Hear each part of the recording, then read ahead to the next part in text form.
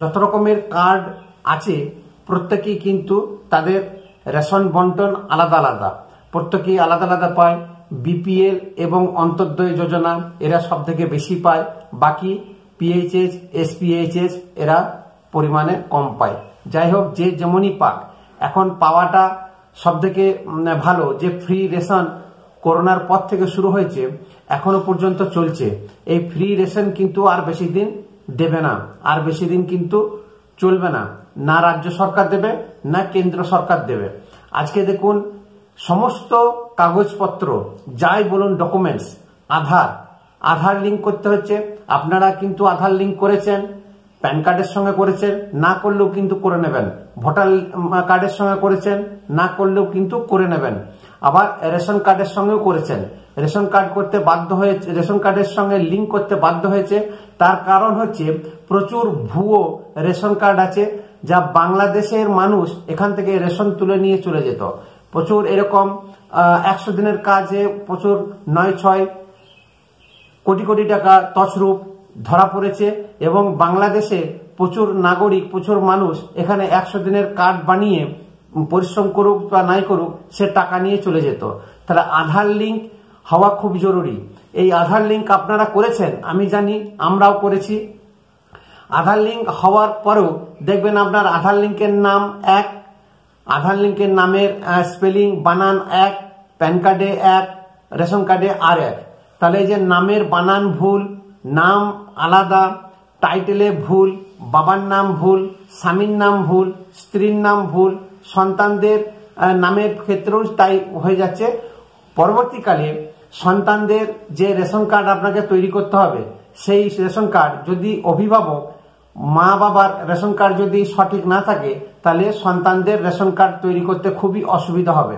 তাহলে আবার সরকার, রাজ্য সরকার আবার একটা প্রয়াস চালিয়েছে বা চালাচ্ছে, দুয়ারে সরকার ক্যাম্প, যে মমতা ব্যানার্জি চালু করেছে জনসাধারণের সুবিধার্থে। আবার কিন্তু প্রত্যেক জায়গায় দুয়ারে সরকার ক্যাম্প শুরু হয়েছে। আপনারা নিজের নিজের এলাকায় পঞ্চায়েতে খবর নিয়ে জেনে নেবেন যে দুয়ারে সরকার ক্যাম্প কখন হবে, কোথায় হবে।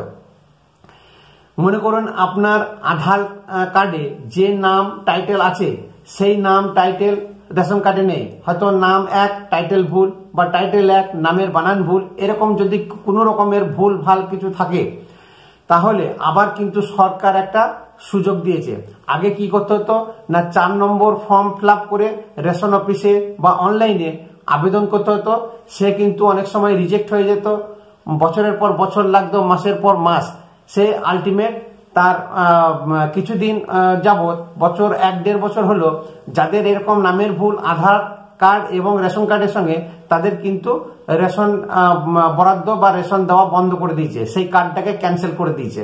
তো এইরকম প্রচুর আছে যা এখনো রেশন হয়তো পাচ্ছে, কার্ড কিন্তু ক্যান্সেল হয়নি, অথচ নামের ভুল আছে। তাহলে এই সুযোগে আপনি আপনার যে আধার কার্ডে যে যে নাম থাকবে, সেই নাম আপনি রেশন কার্ডের করিয়ে নিন এবং লিঙ্কটা করিয়ে নিন খুব সহজে। আপনি বাড়িতে বসে করতে পারেন, বা সাইবার ক্যাফেতে গিয়ে করতে পারেন, বা তথ্য মিত্র কেন্দ্রতে করতে পারেন, বা ফুড অফিসে গিয়েও করতে পারেন। তাহলে খুব কম খরচের মধ্যে ফ্রিতে আপনি আপনার খুব সহজেই মাত্র 24 ঘন্টার ভিতরে আপনার সমস্ত কিছু কারেকশন হয়ে যাবে। এই সুযোগটা কিন্তু রাজ্য সরকার এনে দিয়েছে প্রত্যেকে। আমরা জানতাম না, আমরা করিয়ে নিয়েছি, আপনারাও করিয়ে নেন, ভবিষ্যতে যাতে কোনো রকমের অসুবিধা না হয়, এবং যাতে আপনাদের উত্তরসূরি সন্তান, ছেলে মেয়ে, এদের যাতে কার্ড করতে কোনো রকমের অসুবিধা না হয়, আপনারা কিন্তু আধারে যে নাম আছে, যে টাইটেল আছে, সেই নাম দিয়ে আপনারা কারেকশন করে নিন আপনার রেশন কার্ডটিকে। তাহলে আপনার যেমন কন্টিনিউ ফ্রি রেশনটা বন্ধ হবে না, আবার পরবর্তীকালে যে নতুন কার্ড তৈরি করতে গেলে যে রেফারেন্স দরকার, সেটাও কিন্তু কাজে লাগবে।